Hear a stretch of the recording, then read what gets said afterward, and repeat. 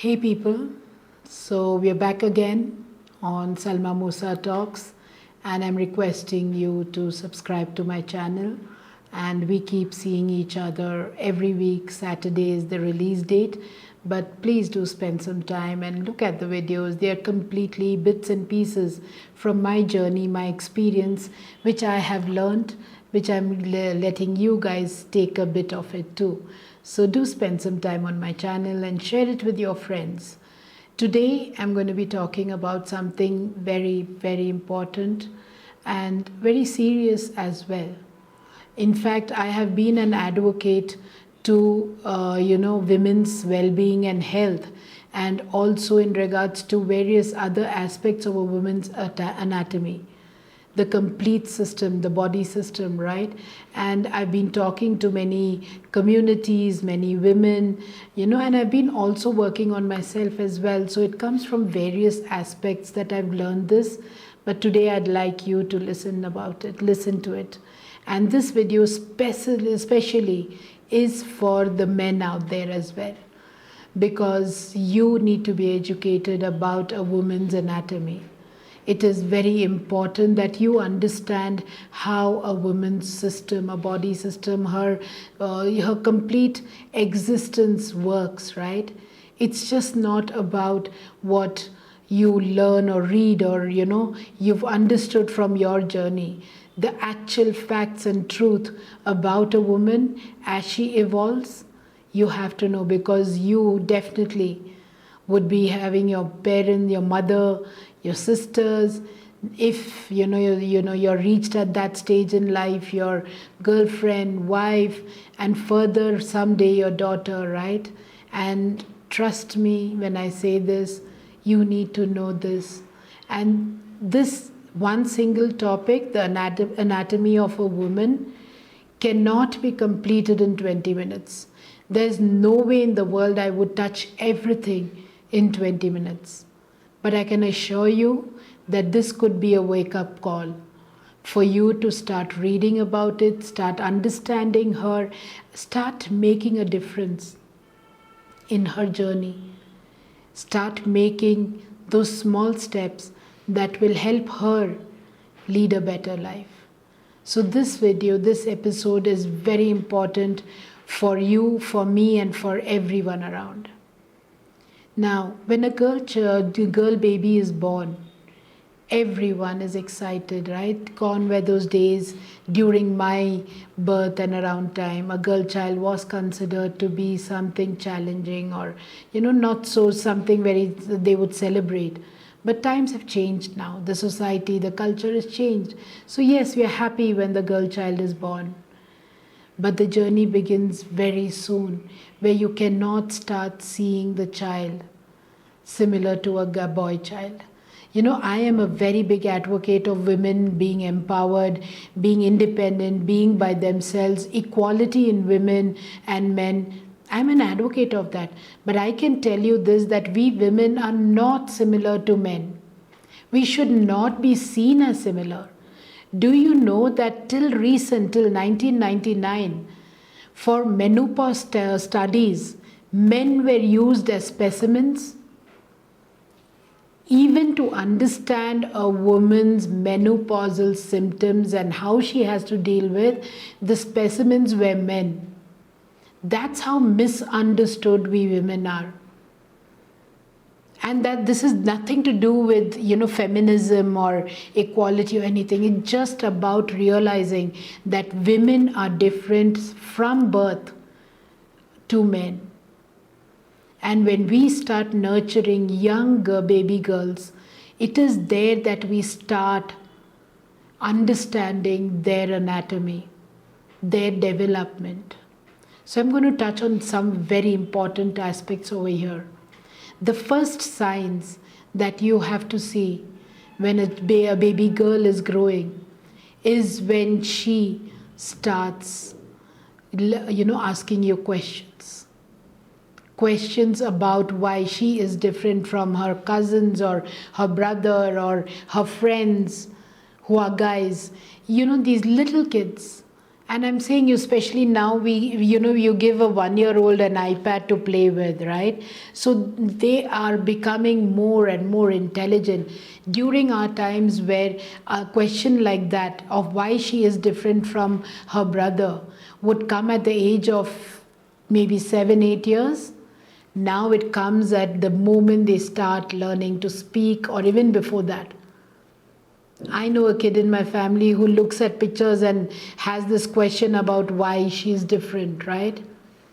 So the way you take those questions are very important. You cannot, when children have evolved, we cannot be in this older stone age where you're saying boys can go play in the cars, you have to play with dolls, and girls cannot, wear or go out late night. Simple things. I know you would not say that to a small kid, but even those small things, this tiny thing, don't cry like a child, like a girl, when you tell this to a boy who's 3, 4 year old. And if there is a baby girl around, she's like, okay, I'm a crying person, so it's okay for me to cry, right? And there builds the emotional, factor of a girl child. That it's okay for her to cry.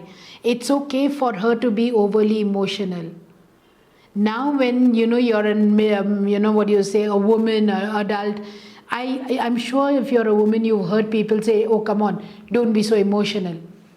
But frankly, that started there. When a mother sits 2 children, a son and a daughter, and tells the son, don't cry like a girl, you're already telling the girl that she can cry. And that's where her hormones, as she grows, goes to adapt with this feeling that I'm okay to cry. I'm okay to be emotional. I'm okay to get carried away with my emotions. I'm okay to act on emotions because I'm allowed to. So please think twice when you have a baby girl around, when you have to speak to that little child. But then as we move forward, they come to their teens. And that time, it's just not emotional state of mind that is changing. Now they have actually reasons to be emotional. Their body is changing. They're going through things that even they cannot express. They're hitting puberty, they're getting periods, their body is taking shape. They cannot wear the kind of dresses their brother wears and goes out. They cannot just, take off their t-shirts and run out there. They themselves are unaware of what's happening with them. It's during these times, around this 12, 13 years and upwards, it's so important that you as the nurturer, as a grandparent or a parent or just someone who cares, an aunt, uncle, father, tells that child that this is a change that happens to every girl. That this is normal. This is something that she doesn't have to fear or run away from. She doesn't have to hide. She doesn't have to be stuck in a room till her periods get over. That she has to prepare herself for pain that her brother will not get. Do you know that a period's pain for a girl is as good as a human being getting heart attack continuously for the 5 days of every month? That's the kind of pain that we get when we get our periods. Now this teenage kid, does she know why she's getting that pain? Does she know what she needs to do? Does she know and have the courage to come to you, to the father, to the brother, or to even the mother, sister, and say, hey, it pains and I want to understand what that pain is? You have to be there for her. And you cannot be unless and until you understand what it is. And it's during these teenage years is where everything gets set for a woman. The things, her diet, the right diet. I have to tell you this. When I hit my puberty, My grandmother, she literally made me sit. Don't puke when I'm saying this, okay? Just hold on to your appetite, what you've just had. She used to make me sit and open my mouth up and put raw eggs, like, those farm eggs that we get, right? 2 raw eggs. She'd just break it open in my mouth and make me swallow. I wasn't told why I was being done that. I wasn't explained why I needed to have raw egg every morning or have almonds every morning. Now, think about this. My grandmother, coming from those very, very early times, knew that I had to have healthy diet, but she didn't explain to me why she was giving that. I was force fed. I waited for a chance to stop eating that. But instead, today, if you sit with your daughter and say that this is where her diet needs to begin, this is where her right eating should begin, this is where her activity, her physical health needs to become her priority. Imagine the number of cases of infections, of, menstrual issues, or overweight, or emotional imbalance, or depression. All this would not exist. So talk to your girl. Talk to your child. Tell her, explain to her how her body is changing. Let her not be shy of changing sanitary pads or going and buying. Even today, when I order sanitary pads on Big Basket, it comes with a brown cover on it. Why do we need to hide that? It's something that we require. It's a woman's anatomy. It's a need. Stop hiding behind things and let a child suffer for the rest of her life. Because very soon, she's going to reach a place where she's going to create a life inside her. Do you know, can you even imagine what it takes to grow a human being inside a human?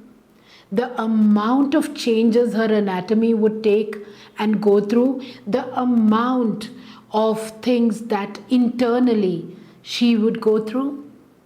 And if she's not going prepared into it, how will she even handle the pain of labor when she literally, I'm sorry to say this, literally has to push out a human being out of her? Do you even understand what it takes for a person to do that? So bring awareness as we go. And by the time she's reached early 20s, rest assured, she will be reading too. She will be educating. And if she's not, it's your responsibility to do so. The reason I'm not talking from a women's perspective is because I'm a woman, and you would say it's very easy to judge to people, right? You'll say, oh, this channel is for only women. It's not. When a woman can adapt herself to nurture a man, even till the point that he's 40, 50, as a mother, go and ask your mother how much she takes care of you. Then why not? A man understands a woman's nurturing, woman's need. Understand what you need to do to keep her comfortable. Give her the support that she needs. If it's your mother, your sister, anyone, right? So that's why I am addressing to all the men out there that understand, educate, be with her, knowing what she's going through, not just because you've got to be with her. And then comes the post-delivery phase. Because there's only 2 more phases she's going to go through, very difficult times, before she dies. It's post-delivery and then menopause. Because post-delivery, her body has to reset itself back to being what it was. The vacuum where the child, the human being was created, needs to be refilled. Her body needs to go back to what it was. And for that, it takes a lot of time, effort, understanding, nurturing. And do you know, 20% of women who give birth go into depression, which they actually don't come out till they die. Post-delivery depression is real. And what is that happening? They have just removed a part of their body, out of their body, and given it away to the world. And that living thing is outside her.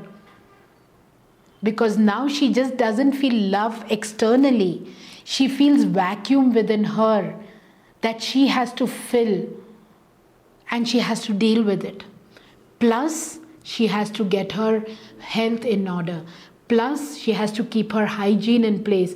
Do you know that when her vagina spreads out enough to take a baby out, needs to again be taken care with utmost care for her to live a healthy life?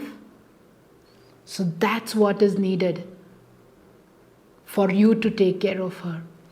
And going forward, when you come to menopause, you literally Google zero information on menopause.